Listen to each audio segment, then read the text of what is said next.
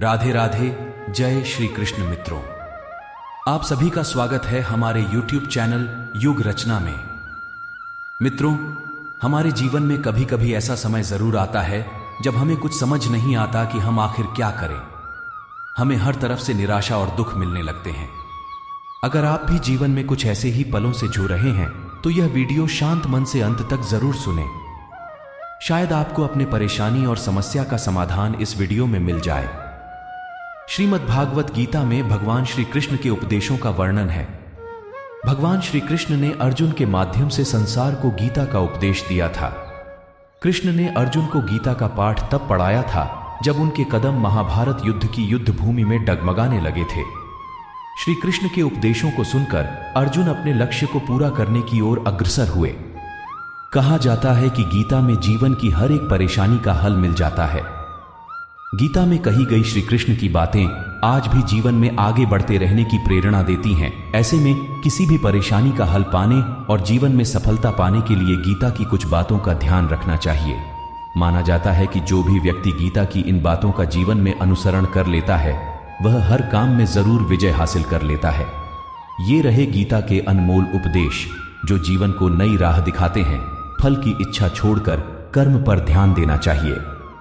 जैसे एक विद्यार्थी की परीक्षा हुई, अब परीक्षा के रिजल्ट आने में वक्त तो लगेगा ही लगेगा, पर विद्यार्थी सोचता ही रहेगा कि रिजल्ट क्या आएगा। जब तक रिजल्ट नहीं आएगा तब तक यही सोचता रहेगा कि रिजल्ट क्या आएगा।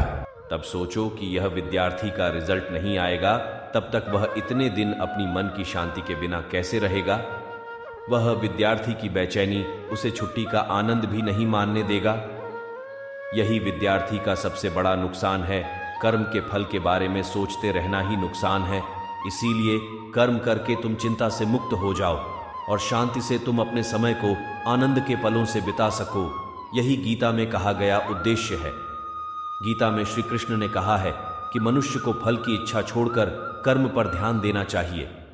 मनुष्य जैसा कर्म करता है उसे फल भी उसी के अनुरूप मिलता है। इसीलिए व्यक्ति को अच्छे कर्म करते रहना चाहिए। जो नसीब में है वो चलकर आएगा, जो नहीं है वो आकर भी चला जाएगा। जिंदगी को इतना सीरियस लेने की जरूरत नहीं है। दोस्तों, यहां से जिंदा बचकर कोई नहीं जाएगा। एक सच है कि अगर जिंदगी इतनी अच्छी होती तो हम इस दुनिया में रोते रोते ना आते। लेकिन एक मीठा सच ये भी है, अगर ये जिंदगी बुरी होती तो हम जाते जाते लोगों को रुलाकर ना जाते। जी ले, आजकल किसने देखा है। गीता में अगली जो महत्वपूर्ण उपदेश स्वयं का आकलन, श्री कृष्ण के अनुसार व्यक्ति को खुद से बेहतर कोई नहीं जान सकता, इसलिए स्वयं का आकलन करना बेहद जरूरी है। गीता में कहा गया है कि जो व्यक्ति अपने गुणों और कमियों को जान लेता है वह अपने व्यक्तित्व का निर्माण करके हर काम में सफलता प्राप्त कर सकता है। एक संत के पैर में कांटा चुका तो तेज खून बहने लगा। संत वहीं बैठ ईश्वर को धन्यवाद देने लगा। शिष्य ने कहा, आखिर इस बात पर धन्यवाद कैसा।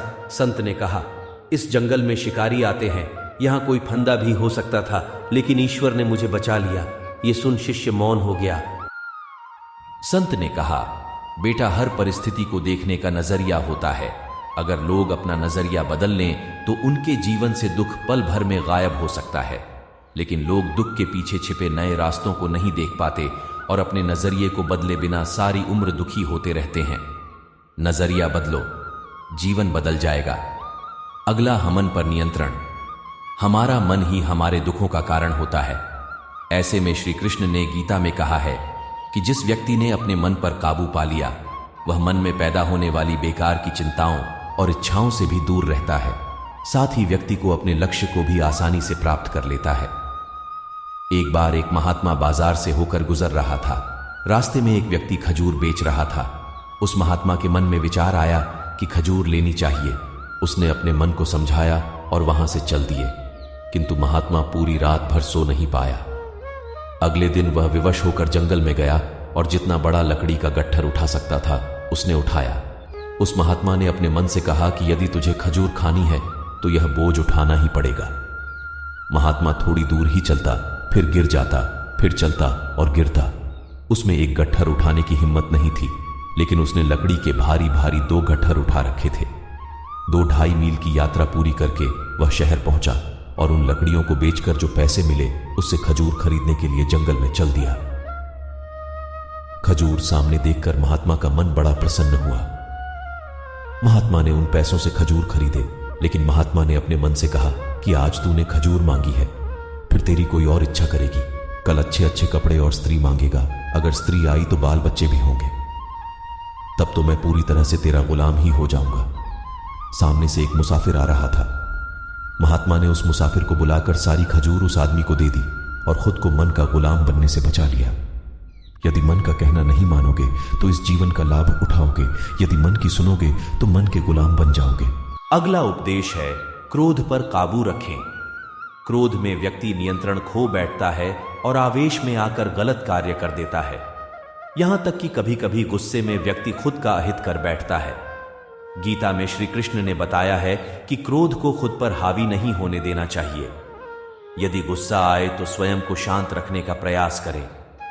हो सकता है कि उस समय गुस्सा आपको जायज लगे, लेकिन यह भी हो सकता है कि बाद में आपको अत्यधिक पश्चाताप के बावजूद भी सुकून न मिले।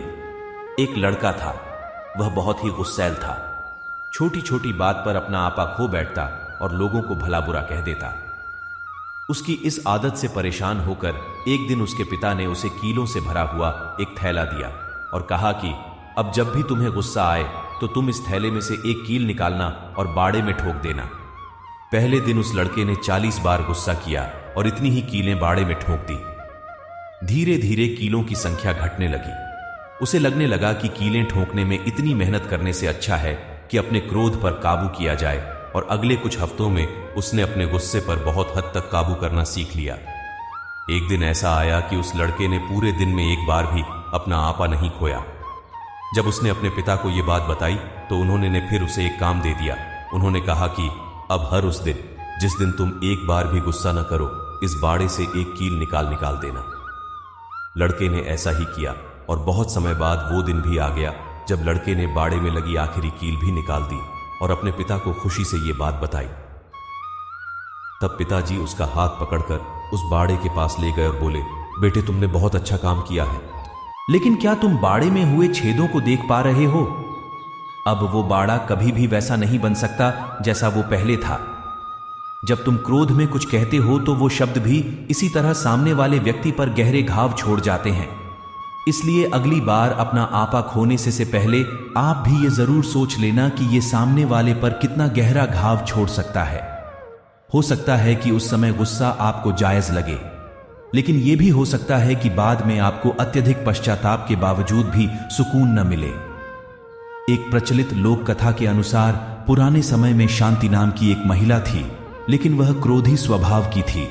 गुस्से में वह छोटा बड़ा कुछ भी नहीं देखती थी और जो मुंह में आता बोल देती। उसके परिवार वाले और गांव के लोग उससे परेशान थे। क्रोध शांत होने पर महिला को अपने के पर बहुत पछतावा होता था। एक दिन वह नगर के प्रसिद्ध संत के पास गई। संत से शांति ने कहा कि गुरुजी, मेरी क्रोध करने की आदत ने मुझे सभी से दूर कर दिया है। मैं खुद को सुधार नहीं पा रही हूँ। आप कोई ऐसा उपाय बताएं जिससे मेरा क्रोध शांत हो जाए। संत ने उसे एक शीशी देते हुए कहा कि इस दवा को पीने से तुम क्रोध को काबू कर सकोगी। जब तुम्हें क्रोध आए तो इसे मुंह से लगाकर पीना और तब तक पीती रहना जब तक कि क्रोध शांत न हो जाए। 1 हफ्ते में तुम ठीक हो जाओगी। शांति ने क्रोध आने पर उस दवा को पीना शुरू कर दिया। 1 सप्ताह में ही उसका क्रोध कम होने लगा था। खुश होकर वह संत से मिलने पहुंची। महिला ने संत से कहा कि गुरुदेव, आपकी दवा ने चमत्कारी रूप से मेरा क्रोध कम कर दिया है। कृपया इस दवा का नाम बताएं। संत ने शांति से कहा कि उस शीशी में कोई दवा नहीं थी, सामान्य पानी था। क्रोध के समय तुम्हारी बोली को बंद करना था, तुम्हें मौन रखना था, इसीलिए मैंने तुम्हें यह शीशी दी थी। शीशी मुंह पर लगी होने की वजह से तुम क्रोध के समय बोल नहीं पाई। इससे सामने वाले लोग तुम्हारे कटु वचनों से बच गए। तुम चुप रही तो सामने वालों ने भी पलटकर कोई जवाब नहीं दिया। जब हम किसी के क्रोध का जवाब मौन से देते हैं तो बात वहीं खत्म हो जाती है। कथा की सीख, इस कथा की सीख यह है, क्रोध को काबू करने का सबसे अच्छा और कारगर उपाय है मौन। क्रोध आने पर अगर हम मौन रहेंगे तो हम कटु वचन बोलने से बच सकते हैं। गीता का अगला उपदेश है स्पष्ट नजरिया। गीता के अनुसार व्यक्ति को संदेह या संशय का स्थिति में नहीं रहना चाहिए। जो लोग संशय का स्थिति में रहते हैं उनका भला नहीं हो सकता है। जीवन में स्पष्ट नजरिया होना चाहिए। हम जैसा चश्मा पहनेंगे दुनिया वैसी दिखेगी। अक्सर हम चीजों को उस तरह से नहीं देखते जैसा वह है, बल्कि उसे हम अपने नजरिए से देखते हैं। इससे जुड़ी एक पुरानी कहानी है। एक बुद्धिमान व्यक्ति अपने गांव के बाहर बैठा हुआ था। एक यात्री आया और उससे पूछा, इस गांव में किस तरह के लोग रहते हैं, क्योंकि मैं अपने वर्तमान गांव से स्थानांतरित होकर दूसरे गांव में बसना चाहता हूं। उस बुद्धिमान व्यक्ति ने पूछा, आपके गांव में किस तरह के लोग रहते हैं जहां से आप स्थान बदलना चाहते हो? उस आदमी ने कहा, वे मतलबी, क्रूर और कठोर स्वभाव के लोग हैं। तब बुद्धिमान व्यक्ति ने कहा, इस गांव में भी उसी तरह के लोग रहते हैं। कुछ समय बाद एक अन्य यात्री उसी बुद्धिमान आदमी के पास आया और वही सवाल पूछा। तब बुद्धिमान व्यक्ति ने उससे पूछा, आपके गांव में किस तरह के लोग रहते हैं जहां से आप स्थान बदलना चाहते हो? और उस यात्री ने जवाब दिया, वे लोग बहुत विनम्र, सदाचारी और अच्छे स्वभाव के हैं। बुद्धिमान व्यक्ति ने कहा, आपको यहां भी उसी तरह के लोग मिलेंगे। इस कहानी से यह स्पष्ट होता है कि आम तौर पर हम दुनिया को उस तरह से नहीं देखते जैसा कि वह है। हम उसे अपने नजरिए से देखते हैं। ज्यादातर दूसरे लोगों का हमारे प्रति व्यवहार हमारे खुद के व्यवहार का प्रतिक्रिया मात्र होता है। हमारा लोगों के प्रति जैसा नजरिया होगा, लोगों का भी हमारे प्रति वैसा ही नजरिया होगा। कहानी से सीख इसलिए हमें सबसे पहले अपने नजरिए पर विचार करना चाहिए। क्या वह सही है? इसका सटीक और निष्पक्ष जवाब आपको एक ही जगह मिल सकता है, वह है आपका अंतर्मन।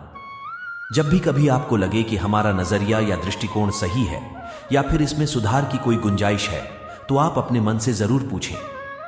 दोस्तों, आशा है आपको इस वीडियो से एक सकारात्मक ऊर्जा जरूर मिली होगी। यह वीडियो कैसी लगी कमेंट में जरूर बताएं और इसी तरह की वीडियो के लिए हमारे चैनल युग रचना को सब्सक्राइब करें। भगवान श्री कृष्ण आपकी सारी अज्ञानता हर के आपको एक सफल और कामयाब इंसान बनाए। मिलते हैं अगले वीडियो में। जय श्री राधे कृष्ण।